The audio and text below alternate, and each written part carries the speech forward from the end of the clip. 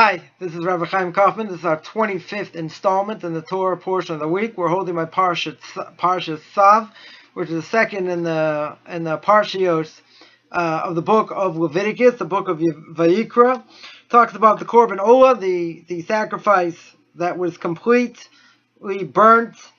It talks about the meal offering, the guilt offering, other miscellaneous gifts to the Kohen, Thanksgiving offering, a lot of things going on here. Talking about a lot of different offerings. I want to just really focus on the first offering, which is the burnt offering, the Olah. So the Torah says, chapter 6, beginning in Parshas Tzav, Hashem spoke to Moshe, saying, command Aaron and his sons, saying, this is the law of the burnt offering. It's burnt offering that stays on the flame on the altar all night into morning. The fire of the altar shall be kept aflame on it. So basically, the purpose of the burnt offering is exactly that. It is burnt. The fire stays burnt, and it burns the entire thing. You don't get any benefit from it. It just this offering is there just to be burnt. So, what does the burnt offering represent? So, one thing is it says Tzav es b'nei Yisrael. Right? What's the word Tzav mean? The word Tzav means it's a command. Right? Command the Jewish people, saying. It's a language of zrizus, that, a person wants to do the mitzvah quickly. If he has a mitzvah in front of him, doesn't waste his time, right? He acts and he does it. He doesn't dilly-dally.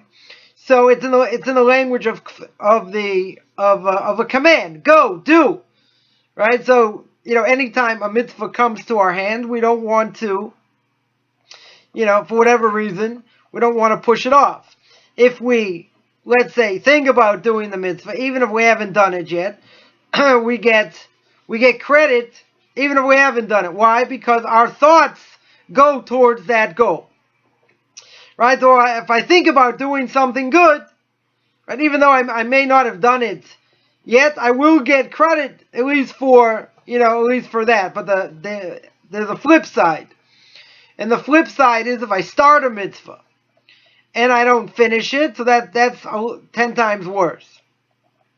The reason is, if you start a mitzvah, you don't finish it, the commentaries tell us that you bury your kids in your lifetime. Say, wow, it's pretty harsh. It's because I started a mitzvah, I was in the middle of the mitzvah, for whatever reason I didn't finish. Why is it that, you get the curse that your kid should die in your lifetime? So the simple explanation is that normally when you're in the middle of doing something, especially so important as God's work, and you stop, you get sidetracked. Right? If you get sidetracked, you don't do it. If it's an onus, if it's something that was out of your control, okay, it's out of your control. If it's something that was in your control and for whatever reason you started it and you didn't finish it, kind of like building a table with 3 legs, right? You can try this at home. You don't have to believe me. Build a table with 3 legs. If you build a normal table that's square or rectangular shape with 3 legs, guess what's going to happen? It's not going to stand. You want to build a wooden table with 3 legs? Okay, you got me. It's going to stand, right? Because it's wooden. It's circular. I just want to make sure you're paying attention, right? It's circular. Nonetheless, if you build something that's faulty, what is going to happen? It's not going to stay, right? It's going to get destroyed. So if you're in the middle of doing something, especially something in spiritual terms, and you stop doing it, again, doesn't matter. Really doesn't matter what the reason is, unless you are under absolute onus and you couldn't finish. But if you have a mitzvah in front of you and you started it, finish it. Right? You make, for example, you make a blessing, you eat something, you're not hungry anymore, finish, make the after blessing where you are. Don't walk around, don't pass go, don't collect 200, right? Make the after blessing where you are. Why? Because then you might forget. If it's something like mizonos or hamotzi, right? If it's something that is like cake or cookies or bread, you have to make the after blessing in the same place where you ate. right? Or within a certain place of where you are, right? You can't make the after blessing, especially for these two things, like in a different room. You have to make it where you ate. If you didn't, you made it in that place, you still fulfill your obligation, but it's not optimal, right? The Torah is not about mediocrity. The Torah is not about, well, I was in the situation, so this is what I did. Don't put yourself in the situation. Yeah, but I wasn't careful and I was lazy and okay, things happen. Torah wants you to live to the optimal level. The optimal level is I make the after blessing in the same place, right? When it comes to bread and when it comes to mizonos, when it comes to any leavened, when it comes to like cookies or cake or something like that. So the goal is we want to live our lives to the highest spiritual, for the highest spiritual level. And if we have an opportunity to do something, then we should do it. And if we're in the middle of doing it, don't stop doing it. Finish it. Right? There's nothing worse than starting something, not finishing. So some people say, if we talk in secular terms, right, let's say by schooling or something else, and let's say it doesn't go. People have a difficult time, whatever it is. They know you have to stick with it, and you have to finish. Well, sometimes finishing something doesn't necessarily mean that, it's good for me. It's beneficial for me. Sometimes you have to take a step back, maybe do other things, come back to it. The problem is when it comes to education, for instance, if you do that, then it's much harder to finish. Right? Once you take some time off, or let's say you work some time and then you come back, it's a lot harder, right? It's a lot harder to, get yourself in that mindset. But as we said in the beginning, if I think about doing something, and my goal is to do it, I haven't started it yet, but my goal is to do it, that's a whole different ballgame. That means my mind's in the right direction. That means that I have certain goals, I want to accomplish them. Now, normally we say, Devarim shebelev ein devarim. Words in my heart mean nothing. I want to do X. Did you do it? No. But I have this desire to do it. Well, the reality is, if a person was supposed to be in a certain situation and they weren't there and then something bad happened, so they say, wow, I want to make the Thanksgiving blessing, but you weren't there. It didn't happen. My Rebbe tells a story of somebody who was supposed to be at the World Trade Center, right, by 9/11. And he wasn't there. He got delayed. Other things happened. He didn't get there. So he wanted to make the blessing of being saved from a miraculous situation, right, from a dangerous situation. So Rebbe says, were you there? He goes, no. He says, you can't make the blessing. He says, no, but I was supposed to be there, and, this happened and that happened. So Rebbe asked him again, were you there? And he said, no. So those are the repercussions, right? Because you weren't there, you don't make the blessing, right? You don't get credit. You can make a special meal. You can thank God for saving you, for not being there, but you don't make the blessing. You can't make a blessing if you weren't there. Oh, but I want to do it. Well, it's not Judaism anymore, right? Me. I want. Is that Judaism? No. It's making Judaism to fit what I want. So as my Rebbe told me, this person kept hucking him, and he said, you can huck me till you're blue in the face. You don't make the blessing. You weren't there. So normally we say, words in your heart don't mean anything. So in that case, practical ramifications, I wanted to eat the apple, I didn't eat the apple, I can't make the blessing. Right? It's pretty simple. But if I desire to do it, this is a big novelty here. If I desire to do it, but I don't do it, I still get credit. The good thought gives me credit, even though I didn't make the blessing. I need further investigation, but that's the general idea. So that's one thing about the command of Tzav, right? That means literally to command in that form, right? To go out and to do it. Not just enough to say, okay, he was commanded to do it. He went out and did it, right? He had a higher awareness. He rushed to do it because he wanted to do the will of his Creator.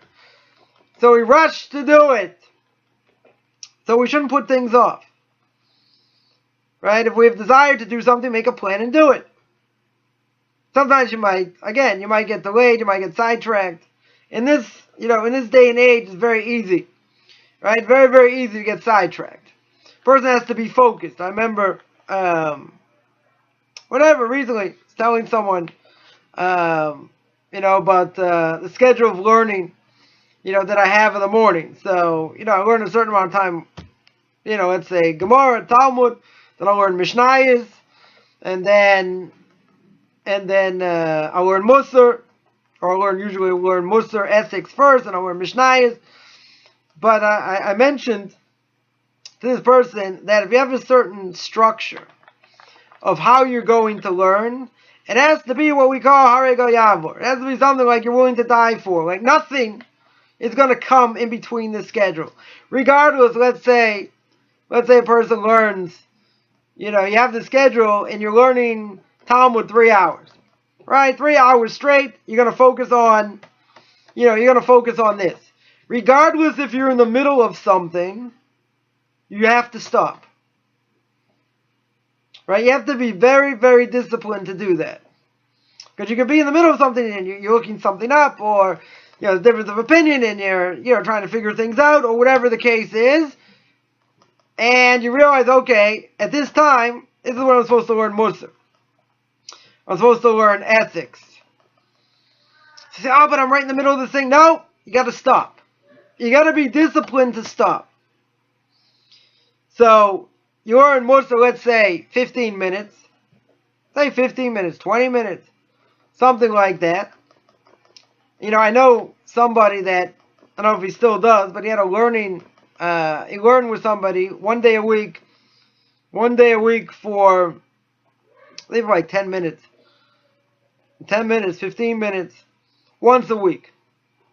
Right? It wasn't for an hour, wasn't for a half hour, it was like 15 minutes. I think it was even less than that. It was like 10 minutes. Right? The way it will be nice. Let's say 15 minutes. In 15 minutes, what did they learn? They learned Musar. They learned the book of ethics. So he said, over the years, he had 1 day a week, 15 minutes. They went through Path of the Just. They went through Mesilas Yesharim, right? Path of the Just.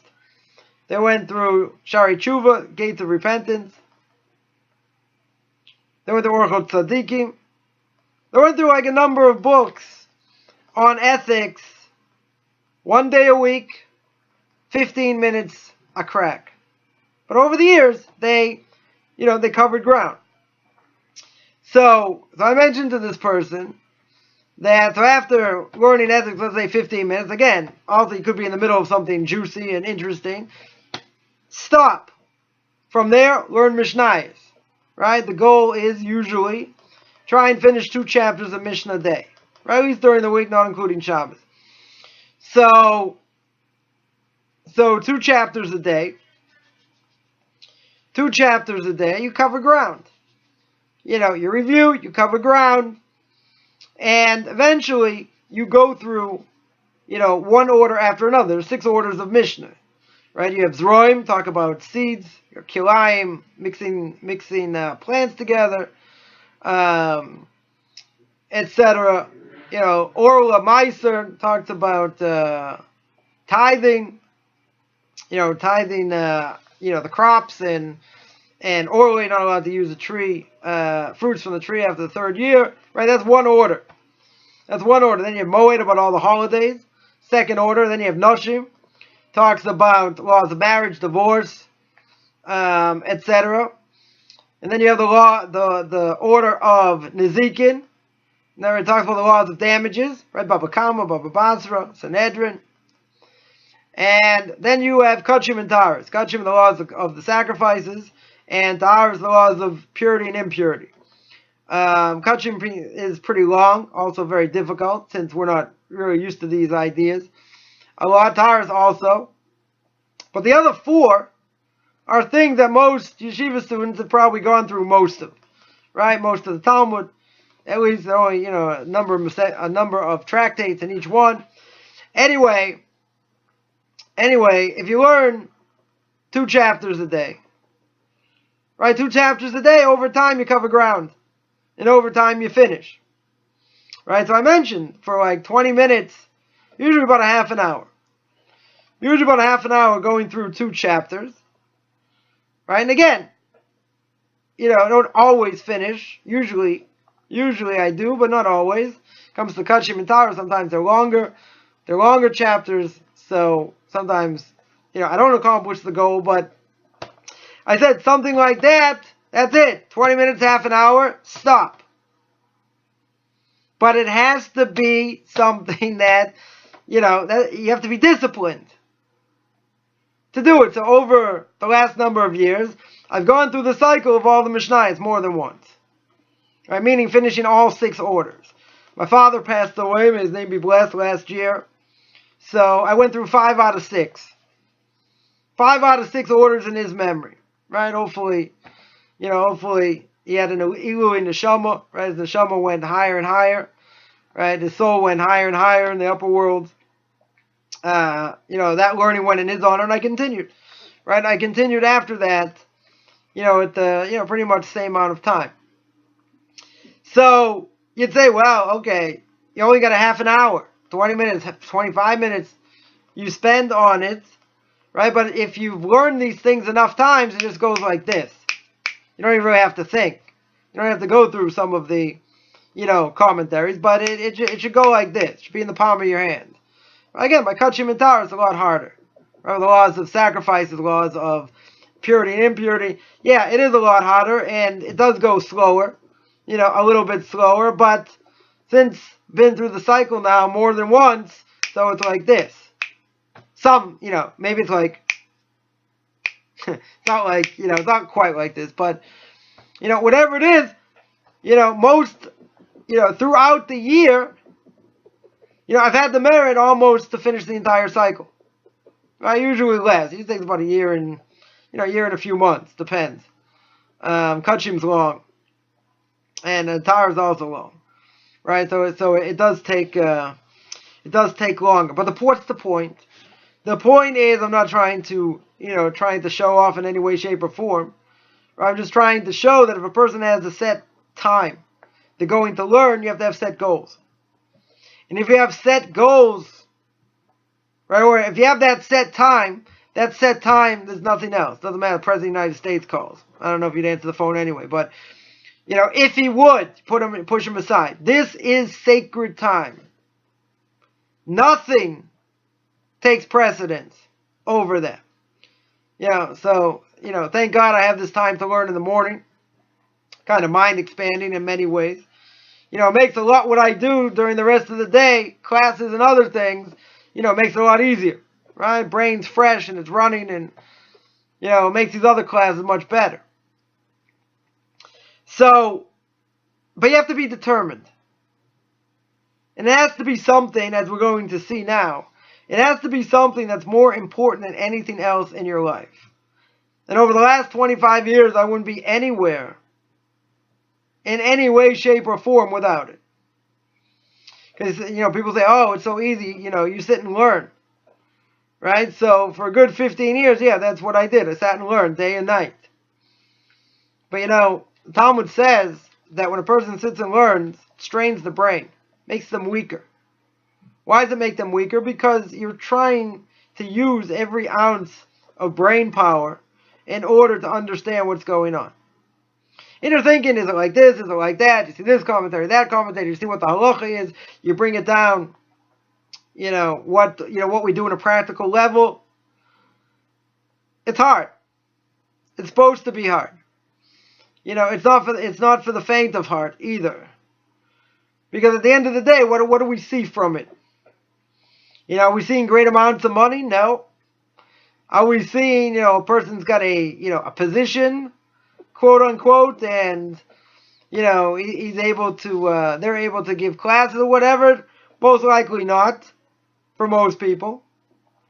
Here in Israel, that's why a lot of people go abroad, is because they feel like they're a number. Because there are thousands of people learning, probably, a lot better than, the person himself learning, but, you don't have a position. So you don't feel like you're accomplishing. So Rabbi brings down from Rabbi Yechezkel Abramsky, Rabbi Chaim Coffman was the head of the Beis Din in London, where we had a close connection to him many years back, and then he lived the rest of his life in the end of his life. He lived in Israel. So a tremendous Talmudic genius, great Torah scholar, and he said like this. He said that people who are learning, they feel that they don't have self-esteem when they learn. Yeah, they understand things, this, sometimes better, sometimes worse, whatever, but, what do they have from it? Besides the most important thing, to holding up the world, right? But, you're like a number. There are 4,000 students in the Mir, 2,000-3,000 students in Ponovich, and then you have like thousands of other students learning all over, right? Smaller places. So a person has to know where they're holding, what they can do, what they can't do. Not everyone, even if they are a Torah scholar, has the ability to give to others. But Rabbi Chaim Coffman said, you're learning, you're making yourself into a mensch, you're giving over to your families, you're becoming a Torah scholar in your own right. Why do you have to look for a position? It's almost to say that it's a weakness in the person. It's like a Yetzer Hara. Oh, I don't feel like I'm accomplishing unless I give over. Right? But not everyone has that ability. There are brilliant rabbinic scholars that, we don't even know who they are because they just sit in the corner, their own corner, and they learn. They have the ability to do that and reach high spiritual levels, but they're not bred to give over. That's not what they're here for. But some people look at it as a weakness. They say, if a person can learn, and they enjoy their learning, but they would enjoy it more, if they had students. They would enjoy it more if they gave over. That might be true. At the end of the day, even if you consider yourself, on that level, but, you're just quote unquote sitting and learning, there's a tremendous benefit for that as well. Because what is really sitting and learning doing? We mentioned you're upholding the universe. That's worth something. You're stopping from worse things happening. That's worth something. Yeah, but I don't have the title. I don't have the, the importance, so to speak. That's not true. Because the reality is that maybe you want to do that for the sake of honor. Not that you're honoring the Torah. You want the honor. You want to feel it. Again, for some people, it's a good thing. Let them go out, let them teach, if they have the ability to do so. But there's also a tremendous thing in just sitting and learning, for its own sake. No ulterior motives. So someone once said, he says, you once had your own institution. You once had your own kolo. He said, you didn't say it to be mean. He said, don't you wish you had that now? Don't you have something more? So I said, right now, and my mantra was this idea by Rabbi Chaim Coffman, that there's a value in sitting and learning. So over the last number of years, I've had the merit to go through a number of tractates, and to finish, right now, I finished 2 out of the 4 orders, 2 out of the 6 orders. Finished the order of Nezikin, laws of damages, finished all the Talmudic tractates on that, and all the order of Noshim, or the laws of marriage, divorce, etc. So that leaves laws of the holidays. I have 1 tractate left, which I'm going to come to, which I'm going to get to after I finish what I'm learning now. And then I'm going to go to Kodshim. That's the last group. Right? The last group is the laws of sacrifice, a number of tractates there. And then I can, finish and say, the entire Talmud I went through, and then actually, start from the beginning. go back and relearn. Right? Then it's a different level of learning. Right? So, someone said, but don't you miss that? So in some ways, you could say maybe I'm compensated. I give these other classes, right? As I always say at the end of these videos, right? Conversion classes, no-hide classes, class in Derech Hashem, in the way of God. But at the end of the day, the mantra's been, okay, even if I only had one of those, or even none of those,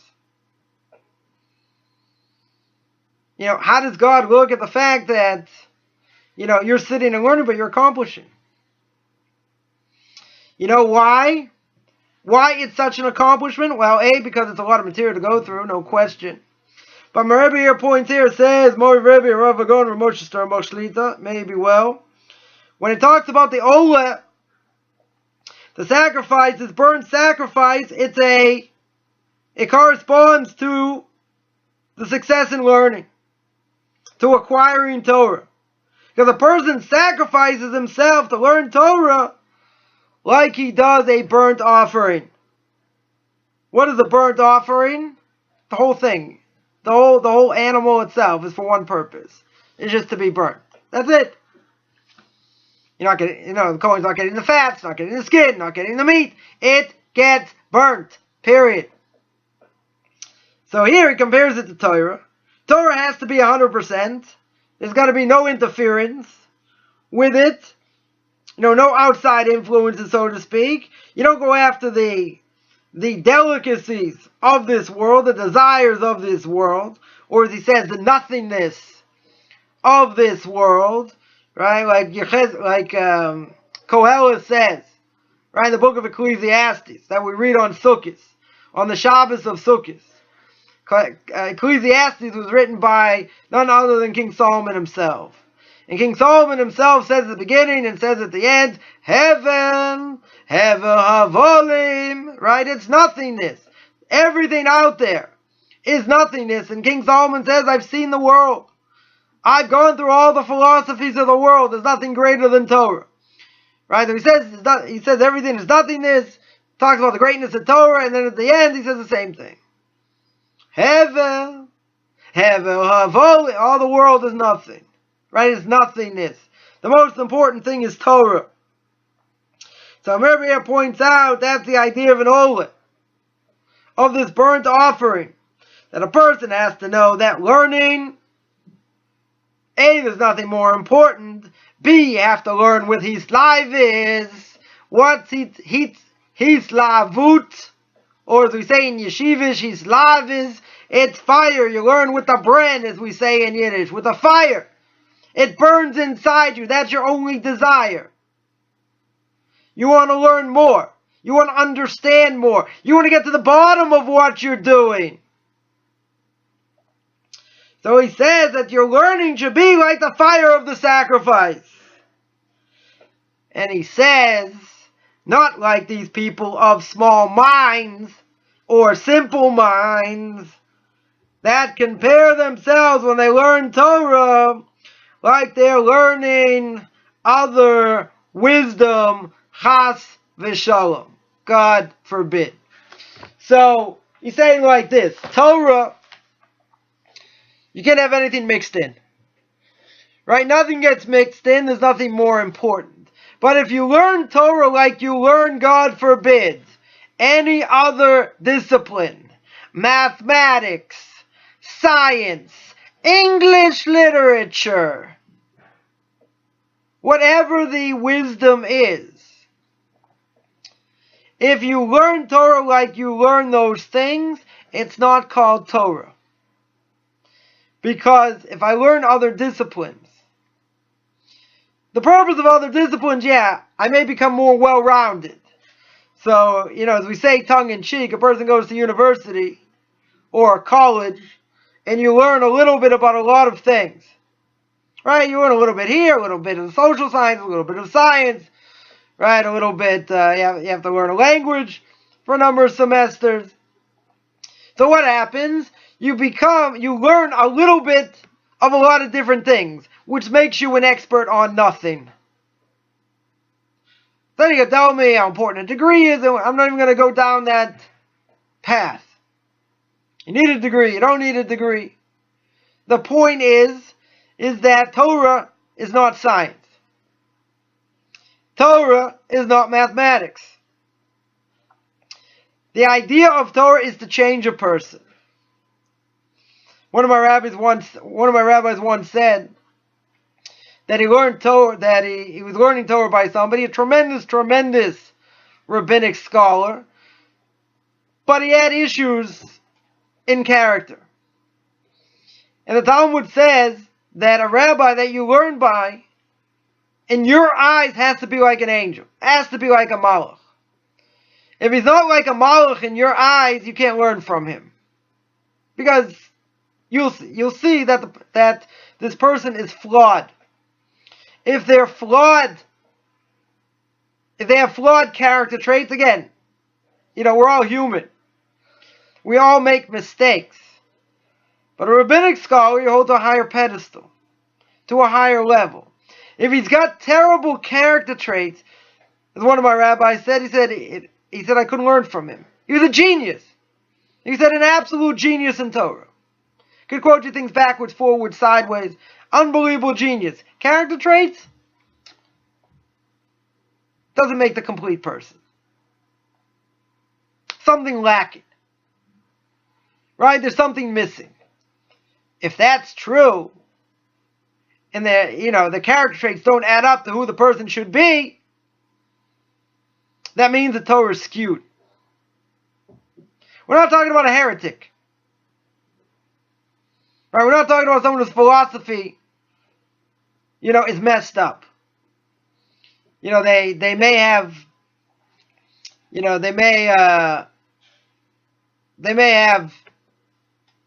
messed up ideas in Jewish philosophy,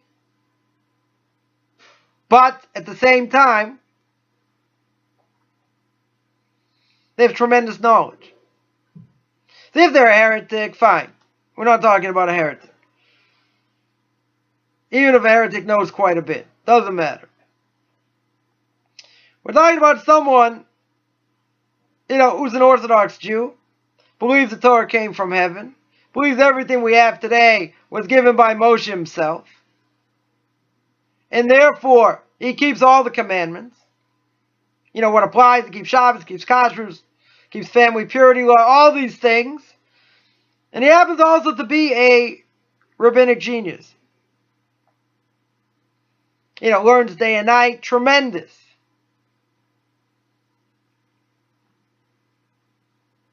But his character is flawed. So we know, well, if you don't know, we'll tell you now. Aristotle, tremendous mind. Tremendous philosopher. Character traits, guy was a wreck, like most philosophers. Womanizer, etc. So, Aristotle said, there's Aristotle the philosopher, there's Aristotle the not so nice guy. So Judaism says, book knowledge can only take you so far. Book knowledge doesn't make you moral.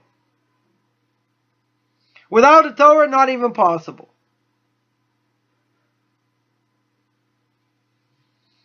Because, if you learn Torah without Musar, without ethics, ethics makes you humble. When it makes you humble, you realize everything God has done for you and continues to do for you. And the Torah that you learn has to change you. Not only that, but we have to exemplify what we learn. Again, doesn't mean we're perfect. But to see if someone is flawed,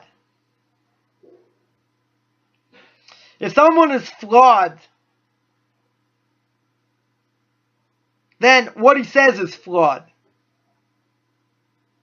Then his Torah is skewed.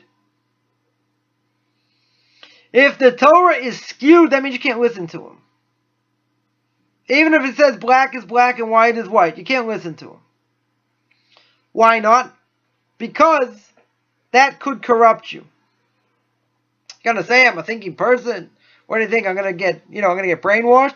We put rabbinic figures on a higher level, which we should, if they have the requisite knowledge and they have character development. If they don't have proper character development, then there's something wrong. Major, major red flag.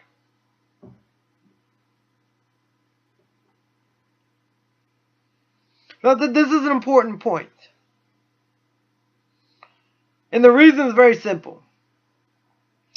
If a sacrifice, an olah, is only supposed to be burnt, then that's it. There's nothing else added to it. That's what Torah should be. Forget the everyday. Forget what's going on in the world. That's not important. As a friend of mine always says, if there's a war, he'll find out about it. How well informed do you need to be?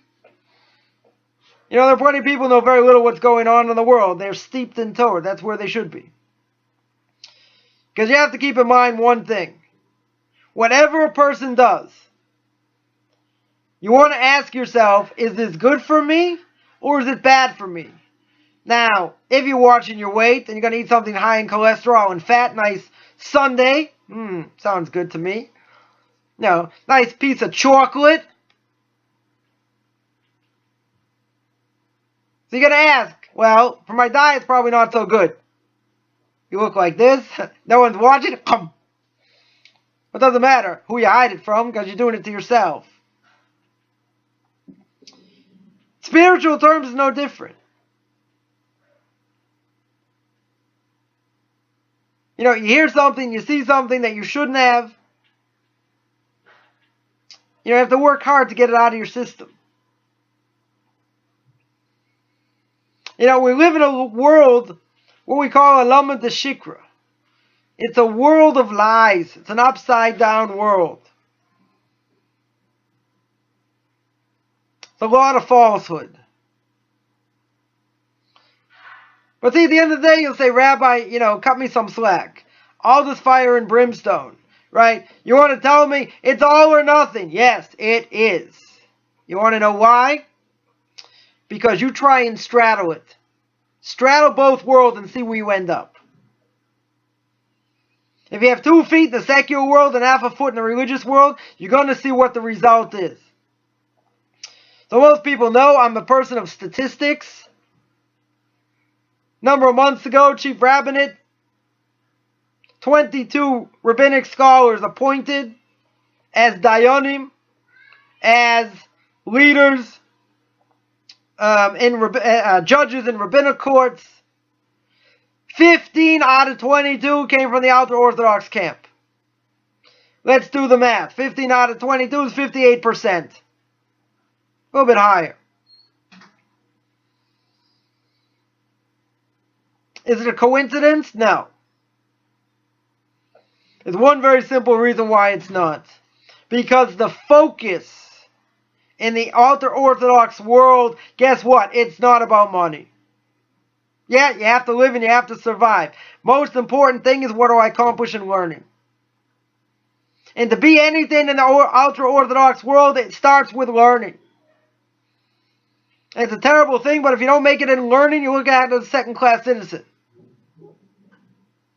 In many ways.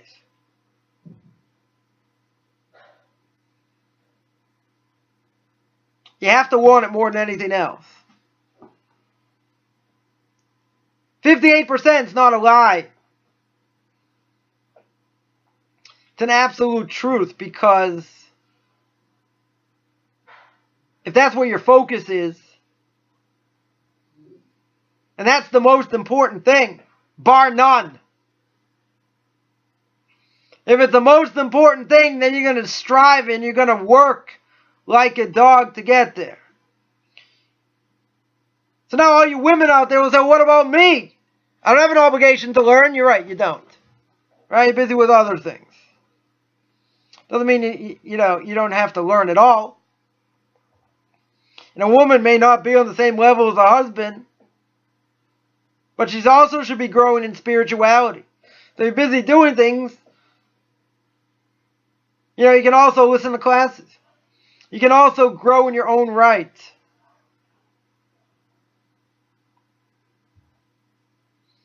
See, it's an amazing thing that, that the focus, has to be straight. It has to be something you desire more than anything else in the world. Right? More than rubies, diamonds, gold, silver. That's what King Solomon says in the book of Proverbs. You want it more than anything else. Well, you know what? That's where you start. That's the aleph beis. I need the ratzon. I need the desire. So you're going to say, you've been learning for so long. How do you get up every day? How do you have the desire? So the desire's been lit. We say every day, before the Shema, paragraph before the Shema, we say, Machadesh bechol yom tamid. Right? God renews creation every day. Because if he didn't, we'd all look like the back of that Led Zeppelin album. Chaos. Genesis chapter 1, verse 2. We all agree that's bad. You know why? Because we wouldn't be here. Dun, dun, dun, dun, dun, dun. We're all dead. Game over.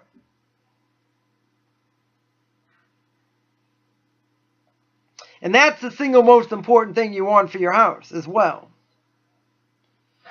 You say, what do I bring into my house? Do I want my house to look Torah-dic? That a person comes in and they just see, walls full of books? Or do I bring the street in? When we say the Shema, back to that, first paragraph of the Shema, right? We say, "Ve'ahavtas Hashem Elokecha," should love the Lord your God. Right? We call "Lavavcha, chol nafshecha, chol me'odecha, v'hayu advarim ha'ele." Then we say, "V'asher shinantam livanecha v'dibarta bam." Shinantam livanecha means you teach it to your children. How do you teach it to your children?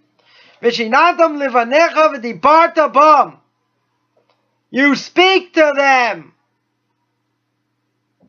So as my kids would say, Ma kesher. What's the connection? Well, what's the connection over here? How do you teach your kids? You teach your kids by example. Vidibarta bam. I know my Rebbe's brought down this. I've seen others bring it down. You speak to them. Vidibarta bam. How do you speak to them?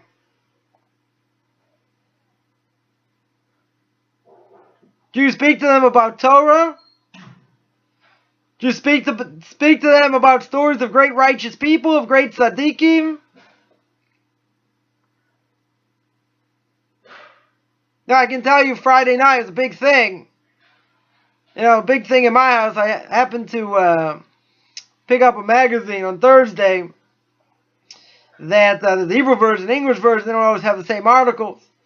And on the front page of this Hebrew magazine happened to be a picture of my Rebbe and a whole discussion about chickens and the whole controversy whether chickens were kosher or not kosher because they give them shots in the legs, and the whole question, does it hit the sinews of the legs, make it into a tray for another? The whole discussion, he came out and said there was no problem. All right, but anyway, that's been going on for a few weeks, and they interviewed him and they showed him in a ritual slaughterhouse, in a slaughterhouse, and whatever, he gave his opinion on why it was permissible, etc. So we had a whole discussion when I brought it home, and I showed my kids on the front cover. So we had a discussion Friday night, a little bit about it. I scared them on Friday before Shabbos came in, showed them all the pictures of dead chickens, and trying to make them into vegetarians so there'd be more for me, but it didn't exactly work, but scared them anyway. Nonetheless, topic of discussion. Right? What's the problem with the chickens? What was the issue? But It's having a righteous person in your life. Game changer. Major game changer. Because here you're talking about one of the Torah giants according to everybody. The fact that he's got I have a connection to him is pretty darn miraculous. But it's focus. It's what you want to give over to your kids. What are you telling them at the Shabbos table? You're telling them something on the Torah portion of the week, something in Halach, or you're talking about Peter Pan? Or you're talking about Star Wars? Or Superman versus Batman. Say, hey, how do you know about that? Don't ask. We're not taking questions now. How do we want to look? And again, this is no guarantee your kids will come out okay either. Because the Torah is not a Yerusha. Torah is not an inheritance. Just because the father or the grandfather were great, righteous people doesn't mean the kids or the grandkids will be. They have to acquire it for themselves. But you have to put in the base. You have to inject them. And it has to be pure.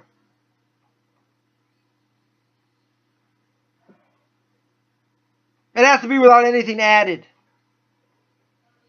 The foundation has to be strong. And when the kids see it and that you live it and you believe it even when it's hard, but you don't complain about it, you say, okay, this is a trial God gave us. It's what we have to go through. Right? We're not going to be the generation that, came over from Europe and said, Zot sein schwer to be a Yid. It's too difficult to be Jewish because they kept losing their jobs. So what do the kids say? Why am I going to keep Shabbos for? It's too hard. Thousands of people went by the wayside because even though the parents were religious and they kept Shabbos, they said it's too hard. They complained. It wasn't fun. Torah's not always fun. This week it's Purim. It's fun. But in general, then after Purim, then it's going to be a month till Passover. Better start cleaning. So as my kids tell me, hey, you're not Pharaoh and I'm not a slave. So I tell them, yeah, you're right. Keep cleaning. I want to be able to eat off this desk. Oh, hey, why is there dust here? Oops. Better start cleaning. And keep in mind, dust is not a leavened product. So there's always something to look forward to. You're now in the crazy Purim Passover mode. Some people were in Passover mode months ago, but, most people probably don't start even seriously thinking about it until after Purim. Be that as it may, it's got to be enjoyable. I saw a picture recently, an old picture, a number of years ago of my kids when they were cleaning for Passover. That was like, the hardest day when we had to change over, so your house is totally a mess. It's not Passover and it's not every day and everything's like all over the place. So I said, all right, we're going to take a break. Let's take some pictures. Right? So we got some great, funny pictures. One of my kids in a box with a pot on their head. Right? Someone else with a frying pan. Someone else with the broom. Right? So in the midst of all the chaos, as the music's blasting, we took time out to, have a little fun. At the end of the day, it's still hard. You still got to do it. You still got to clean. Right? But you also want to enjoy it, regardless of what else you're going through. Idu es Hashem b'simcha. To serve God with great joy, even if it's hard. Because at the end of the day, even if it's hard, guess what? You're going to get so much merit for what you're doing. And I can tell you, over the last number of years, when things were hard and real difficult, was the greatest learning I ever did. Came in, learned, forgot about everything else. Real hard to do. And again, I'm not tooting my own horn here to say how great I am. You got to put away all the stupid stuff. Forget about what people say. Man up. And do what you need to do. Doing what you need to do means you're totally focused in Torah. Giving over Torah, showing people, you can show people videos to watch, lectures to see. It's a lot to do. But we get beaten down. We get beaten down by everyday life. True. It's hard. It's hard to lift yourself up. But you have to have the desire. Torah has to be unadulterated. When you start mixing things in, and then you start having agendas, and then you start saying it's my way, the highway, that's not Torah anymore. That means Torah is skewed. And if you see or hear people that the Torah is skewed, you run like the plague. Because it can have a negative influence, and then you say, hey, how did I get into this mess in the first place? Skewed Torah doesn't last. However the person looks,